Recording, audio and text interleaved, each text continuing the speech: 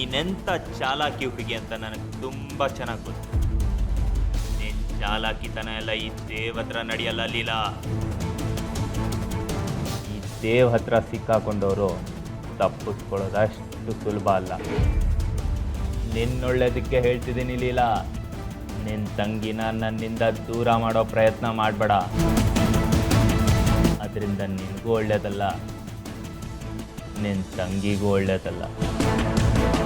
ಈಗ ಒಂದು ಹಕ್ಕಿಗೆ ಮಾತ್ರ ಗುರಿ ಇಟ್ಟಿದ್ದೀನಿ. ಆ ಗುರಿ ತಪ್ಸಕ್ಕೆ ಹೋಗಿ ನನ್ನ ಬಲೆಗೆ ನೀನು ಗುರಿ ಆಗಬೇಡ.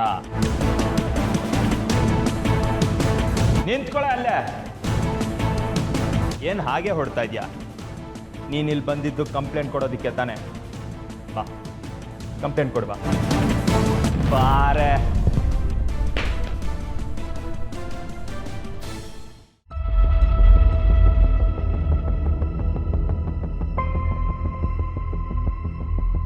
ಹೇಳು, ಏನಂತ ಕಂಪ್ಲೇಂಟ್ ಬರ್ಕೊಳ್ಳಿ?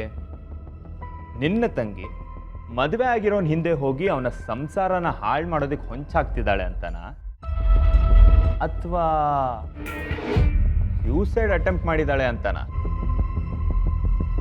ಹೇಳು, ಯಾವ ಕೇಸ್ ರಿಜಿಸ್ಟರ್ ಮಾಡಲಿ?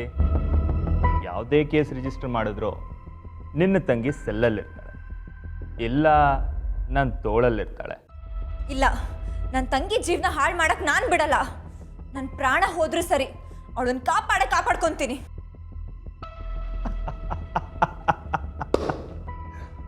ಪ್ರಾಣ ಹೋಗ್ಬೇಕು ನಿಜ, ಆದರೆ ನಿಂದಲ್ಲ, ನಿನ್ನ ತಂಗಿದು.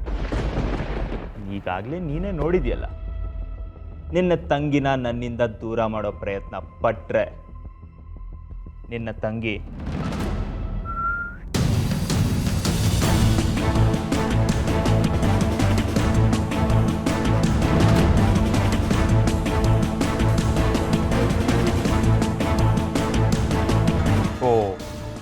ಏನಿದು ನನ್ನ ಕೈಲಿ ಬ್ಯಾಂಡೇಜ್ ಅಂತ ಯೋಚನೆ ಮಾಡ್ತಾ ಇದೆಯಾ?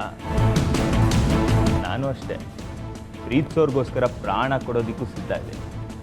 ನೋಡ್ತೀಯಾ?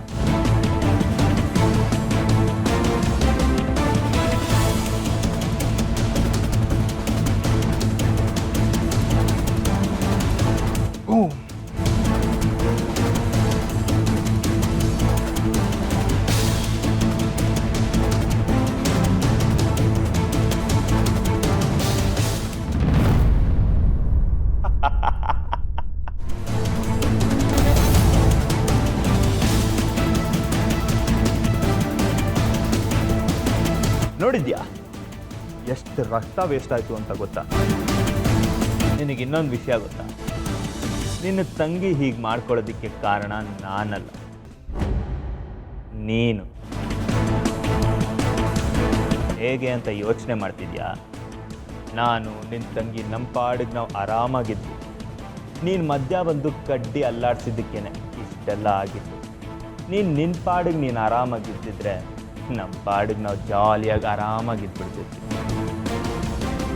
ಬಳಸಾದ್ಮೇಲೆ ಟಿಶ್ಯೂ ಪೇಪರ್ನ ಯಾರಾದರೂ ನೀಟಾಗಿ ಮಡ್ಚಿಟ್ಕೊಳ್ತಾರ?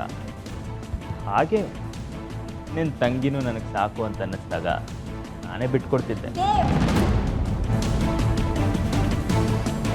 ಏನು ಹೊಡಿಬೇಕು ಅಂತ ಅನ್ನಿಸ್ತಾ ಇದೆಯಾ? ನನ್ನ ಕೊಲೆ ಮಾಡ್ಬೇಕಂತ ಅನ್ನಿಸ್ತಾ ಇದೆಯಾ? ಈ ಹೂವಿನಂಥ ಕೈಗಳಿಂದ ಈಗಾಗಲೇ ಹೊಡೆತ ತಿಂದಾಗಿದೆ. ಈಗ ಕೊಲ್ಲೋ ಆಸೆನಾ? ಓ, ಇವತ್ತು ಹೊಡೆಯೋ ಮನಸ್ಸಿಲ್ವಾ? ಪರವಾಗಿಲ್ಲ, ನಿನಗೆ ಯಾವಾಗ ಮನಸ್ಸು ಬರುತ್ತೋ ಆಗಲೇ ಬಾ, ಮಾತಾಡೋಣ. ನೀನು ಬಂದ ದಾರಿಗೆ ಸುಂಕ ಇಲ್ಲ, ಕೊಡೋ ಕಂಪ್ಲೇಂಟ್ಗೆ ಕಿಮ್ಮತ್ತಿಲ್ಲ. ನನ್ನಿಂದ ನಿನ್ನ ತಂಗಿನ ಕಾಪಾಡ್ಕೊಳ್ಳೋದಿಕ್ಕಾಗಲ್ಲ. ಎಲ್ಲಿ ಪೊಲೀಸು ನಾನೇ, ರೌಡಿನೂ ನಾನೇ. ನಿನ್ನಿಂದೇನೂ ಆಗಲ್ಲ. ಹೋಗು, ನಿನ್ನ ತಂಗಿನ ಚೆನ್ನಾಗಿ ನೋಡ್ಕೊ. ಯಾಕಂದರೆ ಸದ್ಯಕ್ಕೆ ಅವಳು ಈಗ ನನ್ನ ಪ್ರಾಪರ್ಟಿ.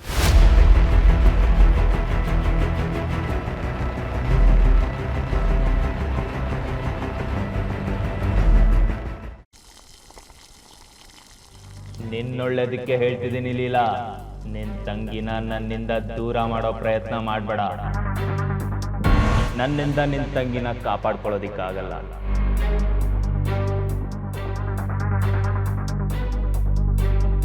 ಆಯ್ತಮ್ಮ.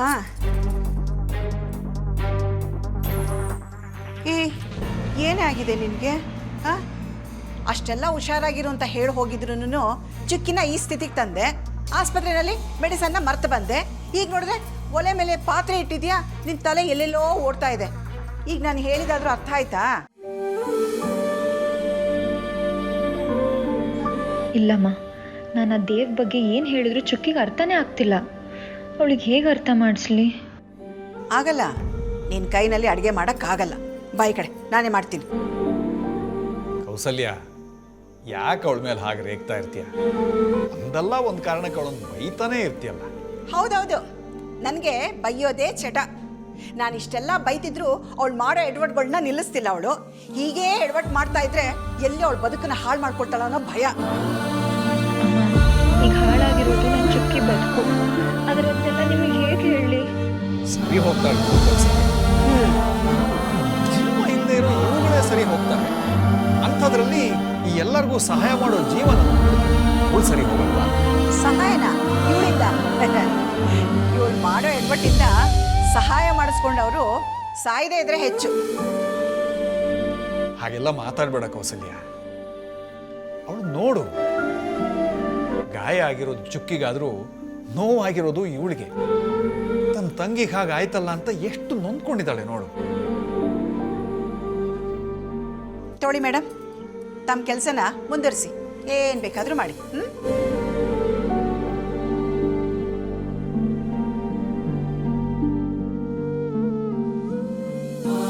ಬರೀ ನೀನು ನಿನ್ನ ತಂಗಿಗೋಸ್ಕರ ಏನು ಮಾಡೋಕ್ಕೂ ರೆಡಿ ಇದೆಯಾ ಅಂತ ನನಗೆ ಚೆನ್ನಾಗಿ ಗೊತ್ತು. ಅವಳಿಗೆ ಬರೀ ನಿನ್ನಿಂದ ಮಾತ್ರ ಅಲ್ಲ, ಬೇರೆ ಯಾರಿಂದಾದರೂ ಏನೇ ಅಪಾಯ ಆದರೂ ನೀನು ಅವಳು ನೆರಳಾಗಿ ಎಂಥ ಸಮಯದಲ್ಲೂ ಎಂಥ ಆಪತ್ತಿಂದನೂ ನೀನು ಅವಳನ್ನು ಕಾಪಾಡ್ತೀನಿ ಅಂತ ನನಗೆ ಚೆನ್ನಾಗಿ ಗೊತ್ತು ಮರಿ. ಇಲ್ಲ ಅಪ್ಪ, ಈ ನಿಮ್ಮ ಮಗಳಿಂದ ಚುಕ್ಕಿನ ಕಾಪಾಡ್ಕೊಳ್ಳೋಕ್ಕಾಗ್ತಿಲ್ಲ. ಆ ರಾಕ್ಷಸನ ವಿರುದ್ಧ ನಿಂತು ನನ್ನ ತಂಗಿನ ಕಾಪಾಡ್ಕೊಳ್ಳೋದು ಅಷ್ಟು ಸುಲಭ ಅಲ್ಲ.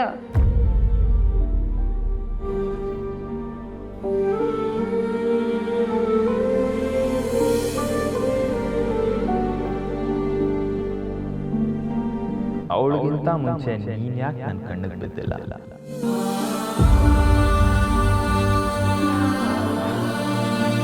ಬಾರೆ,